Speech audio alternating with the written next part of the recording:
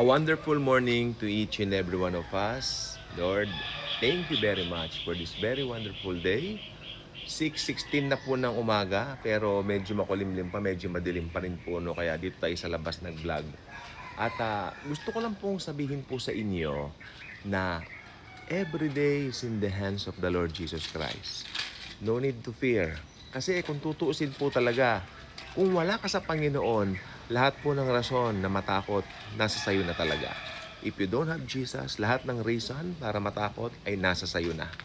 Okay? Kasi talagang very uncertain ang mga nangyayari sa mundo po ngayon. At nakakatakot sa part po nila, hindi po sa atin. Kapag ka nangyari na po yung rapture, mas magugulantang po sila. I mean, I'm talking to those people na maiiwan sa rapture. Yung maiiwan ng rapture rather, yung mga unbelievers. Sa isang iglap, magbabago po ang lahat. Sa part naman natin mga mananampalataya, sa isang iglap, we will be with Jesus forever and ever. Di ba kayo nasasabik na mangyari po yan?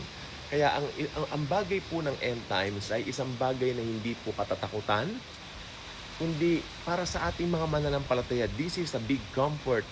Especially kung meron kang mga something na pinagdaraanan sa present life na ito, no? Ang present life pong ito ay temporary lang po, no? Sapagkat ang tunay nating tahanan ay na kay Kristo Jesus doon sa langit. Yun ang ating tunay na bahay, yun ang ating tunay na tahanan, at yun, doon nakalagay ang ating puso. Sapagkat sa puso natin, si Yesu Kristo naghahari. Palakpakan naman natin ang Panginoon.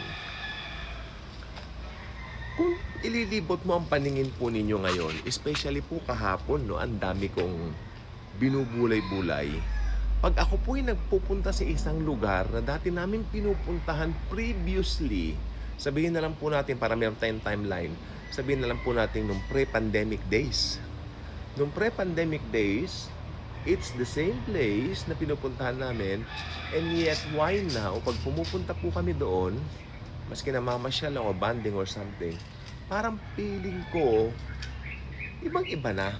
It's very different. Kaya nga, kung titignan mong mabuti, ako naniniwala, may nang bago. May nag-shift. S-H-I-F-T. Shift. Diba? Kasi kung halimbawa nagtatrabaho ka, meron kang first shift, second shift, third shift. Ako po nung madalas nilalagay sa panggabi. Kasi kaya naman ng katawan ko, kami mga bata noon, sa isang sikat na pamilihan dito sa ating pamilihan ng mga balikbayan. Sige na nga, duty free. No? Nung ako po medyo bata pa. Duty free Philippines. No? Was I think 19 hanggang 22 years old, something like that. So, bata kami. So, pwede kaming isabak doon sa ganung, mga iba may edad na kasi 30 plus na. Mas kaya ng bata. So, mula sa first shift, yung first shift, morning. Tapos yung night shift, gabi. Alam niyo po ba nangyari? Parang dati, nung pumapasyal kami doon sa mga lugar na yon, pre-pandemic days, kinukompare ko lang po para maintindihan nyo. Dati umaga. Pero ngayon, pag pumupunta kami ngayon, parang feeling ko gabi. Parang may nag-shift. Parang night and day ang pagitan. At ang masaklap nito, yung iba, they are trying to, anong tawag dito? They're trying to, anong tawag kasi dito? They're trying to figure out what's happening sa paligid. Pero ang siste, wala sa atin na makakuha ano nangyari. Maliban na lang talaga, pag talagang ibibigay mo na yung conclusion mo, may nagbago. Lahat na nakakausap ko ngayon, marami nagsasabi, may nagbago. At ang masaklap po nito, sa pagbabagong yan, parang ito na, sa akin lang po ito parang nakaamba na po talaga, nalilitaw na yung Antichrist. Pero bago naman kasi siya lumitaw, maliwanag po sa Biblia, sa Bible, nadadagitin na po ng Panginoon ng kanyang iglesia, ang kanyang church, ang kanyang simbahan. Kaya mararapture po tayo bago dumating yung Antikristo o yung tribulation. 7 taon po yun, 7 years na buong kapighatian. Sa first part noon, medyo, hindi ko sasabing okay, pero magpapakitang gilas yung halimaw, yung Antikristo. meron siyang kanang kamay, yung false prophet, no? Yun po mangyayari po diyan. At maraming nagsasabi ngayon, candidate daw si Jared Kushner. Kasi kung titignan mo naman yung kanyang dinidevelop ngayon na isang tawag dito, isang plano para sa mundo. Diyan po sa Gaza magkakaroon daw ng tinatawag na parang syudad na AI ang mga no? Ang pangunahing mga manggagawa o gagawa, no? Something like that. Kung basta AI city siya, parang ganon. At si Jared Kushner daw ay tawag dito, siya po ay maraming koneksyon doon sa mga bansa na naglalaban-laban, no? Naglalaban-laban yung mga bansa niyan, pero si Jared Kushner gusto nila siya, no? I mean, hindi nila siya kaaway. So magroon siya makipag-peace sa lahat, no? Ayan ang sabi nila. At saka meron siyang talagang pinaplano ngayon. At saka si Trump, panay ang puri dun sa kanyang manugang. Tanungin ninyo ako, si Jared Kushner ba ang Antichrist? Si Jared Kushner ba? Hindi po siya. Hindi po siya. Kasi si Jared Kushner po, nandiyan na siya eh. Kilala na po siya sa matagal na panahon. At saka I believe na ang isang Antikristo, ang Antikristo po na darating talaga, no? The Antichrist is a Jew. Si Jared Kushner po, Hudyo. Hindi ba alam nyo? May dugong Hudyo. American Jew, no? Pero I believe itong Antichrist, pure na Hudyo. Puro, no? At biglang darating sa eksena.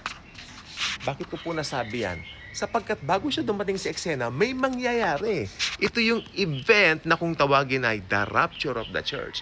Then after that, magugulantang yung mga tao. Wala silang solusyon. Wala silang alam what's happening. What is happening? Okay? Hindi ko po alam kung paano na yun mangyayari. Sapagkat na-rapture tayo. Pero isang tao ang biglang lilitaw at magra-rise sa prominence. Doon pa lang po siya lilitaw pagkatapos ng rapture. Okay? At doon pa lang siya makikilala. Uusbong siyang bigla. Kasi doon po sa hula, yung sungay na ito ay napakaliit lang, biglang tumubo. No? Hindi yung nandyan na siya dati pa. Hindi, si Jared Kushner kilala na. Tsaka may edad na po. Kasi I believe the Antichrist will mimic the Lord Jesus Christ in every way. He will mimic the Lord Jesus Christ, pati yung age ng Lord. 33 years old, Jared Kushner, 45 na po niya, matanda na. Matanda na po siya. Pero, paano yon? Ako yung nangyayari ngayon dito, yung kay Jared Kushner and all that, para po sa akin, yan po ay tinatawag na patikim.